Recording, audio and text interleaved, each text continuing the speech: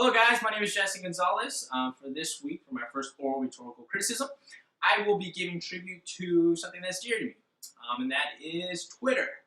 And why Twitter? Well, Twitter is a great form of social network that can be used as a very important tool for all sorts of information. But first, let me take a selfie. I'm just playing, guys. Well, if you got that reference, well then great. If not, you can go ahead and ask your kids or a friend. But definitely, let me talk to you a little bit about a little bit background of Twitter and how it was founded, and kind of if you don't know, if you don't have one, trying to explain to you what it's all about. Twitter was founded was founded and launched in 2006 by Jack Dorsey, Evan Williams, Biz Stone, Noah Glass. And a little bit of an explanation of what Twitter is all about. It's an online social networking and micro blogging service that counts with millions of users from all over the world. It allows users to exchange 140 character long messages, where the users, followers can also, you can personalize your messages, your followers can retweet your pictures, videos, whatever the case may be. It's just instant texting messaging that's going out on your feed. So it's a lot of information all at once. So why did I decide to give tribute to Twitter? Well, I thought about myself. What are my interests? What are my passions? I'm a huge sports fan. I'm a full-time student. I work. And we live in a society where we're all super busy. Things to do. We have responsibilities, got to pick up the kids. Like I said, go to school, go to work. And for me, I'm a huge fan of sports, and I always want news. I don't have time to sit down and watch TV or go onto websites or whatnot. So Twitter is a great form of a news source for me. I use it as a tool to receive all the latest scores, updates, analysis, finding out about the new injuries of athletes or whatever the case may be. So it keeps me up to date. Because I follow all these different news sources of sports, regarding sports. So that's why the first thing I want to talk to you guys about sports. It's relevant to me in that case because it's my passion. I have a passion for sports, and my feed is full of a bunch of sports things. One of the things that, in an article, in a Sports Illustrated article that I want to mention to you guys, titled "Twitter is now a permanent part of the sports world." This is by John Wirthmere. He's quoted as saying, he writes, "Twitter, long story short, is not a fad, sure to pass. Every NBA, MLB, NHL, and NFL franchise has a Twitter presence, so do roughly half of all the professional athletes. Retired NBA star Shaquille O'Neal has well over 8 million followers on Twitter. For perspective, that's more than the daily readership of the New York Times and the viewership, of SportsCenter combined. Some of the top world athletes, you have Cristiano Ronaldo, which is a great soccer player in the world, one of the best, arguably the best, has well over 25 million followers. That is a crazy amount of followers right there. But why is it important to me? Like I said, I'm a huge sports fan. I'm passionate about sports. But I don't have time to be watching TV or trying to search online for certain things, trying to find out the new scores, updates, just flat out news and information. Twitter just makes it very simple for me to just grab my phone, scroll down on my news feed, and be able just to look at all the live tweets of what's going on in the sports world. Keeps me up to date. Even if I'm at work or at school, and I don't recommend that, but I definitely enjoy being able to get instant news and instant information. So how is it relevant to you? How can you apply Twitter to receive information for you? Well, like I said, you can come from different backgrounds. My background and passion is sports. Yours could be cooking. Yours could be business. It could be marketing. Whatever the case may be, whatever your interest is, you can receive news constantly through Twitter. So that's what brings me to my second point. My second point I want to talk to you guys about is Twitter at a local and an international level in regards to receiving information. Local news can be useful for job notices, event gatherings, or even local weather warnings. For example, CVU, our university, uses Twitter to announce deadlines, school functions, career fairs, etc. It keeps us up to date with whatever the school is currently doing. Every department, whether it's in housing, whether it's in the communications field, in business, in nursing, constant news, constant updates, informative stuff that's relevant to the follower.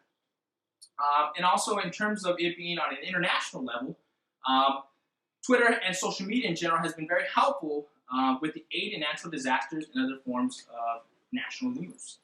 For example, let's look at an article that I found by Ariel Schwartz. She talks about how during the week of Hurricane Sandy, the Red Cross tracked more than 2 million posts and responded to thousands of people. In the end, 88 social media posts directly affected response efforts, a fairly significant shift of resources. We put trucks in the area where we saw greater need. We moved costs to a shelter where we needed more supplies. Sandy was a marquee event that showed the potential what the tool could be. Even a lack of postings can tell the Red Cross something. Is there a special media black hole in a certain neighborhood? That probably means the area needs help.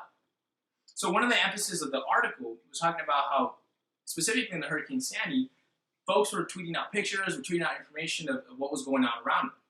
Now the Red Cross in this article makes it very clear that they're not basing solely their information as being a valid source of making sure, okay, they tweeted it, so it's a must. No, they did a little bit more background, they did a little bit more investigation, but it's pretty obvious if there's a heavy, constant information coming from social media, specifically Twitter, that there's need in a certain area, well then it gave the Red Cross a certain advantage to be able to get the necessary resources and get them to where they were in need.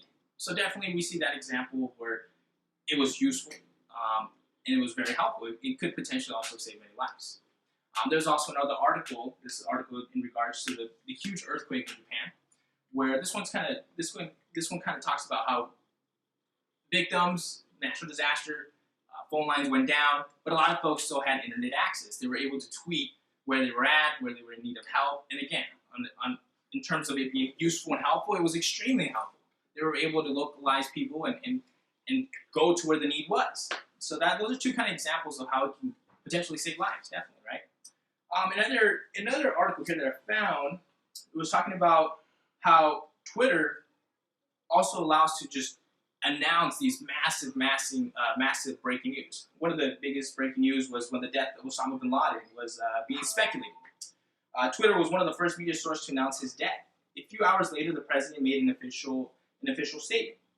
At that point, Osama bin Laden's death was being tweeted at a record rate of 12.4 million tweets per hour, which ends up being around like 3,000 mentions per second.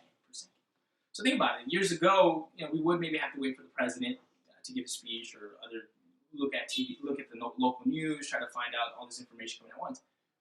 But I remember that day. I'm pretty sure you guys might remember where you were when you heard that he was killed. I was actually watching I'm a sports fan, so I was watching a baseball game on ESPN. I believe it was a Monday night. I may be wrong, but it was a Monday, Wednesday, I'm not sure. But I was watching a televised baseball game. It was the Washington Nationals, I believe. It was a home game. And as I'm watching the game, I checked my Twitter, and I didn't see it on my Facebook, but my Twitter had popped up, Osama bin Laden, raid on Osama bin Laden, he's been killed. And all this information starts speculating. In the moment that I'm reading my Twitter, I see on ESPN all these fans, they start acknowledging, they start looking at the camera, showing a lot of folks waving their phone and celebrating and chanting, USA, USA. They were really happy that what had happened. So in that moment, the news triggered to me. I saw it on TV, and of course, the announcers, the broadcast, the people of ESPN had to acknowledge it as well. The whole crowd was in uproar and was celebrating the fact that they had killed Osama bin Laden. So that is a perfect example of how it can correlate to the fact that it was breaking news. It broke around the world.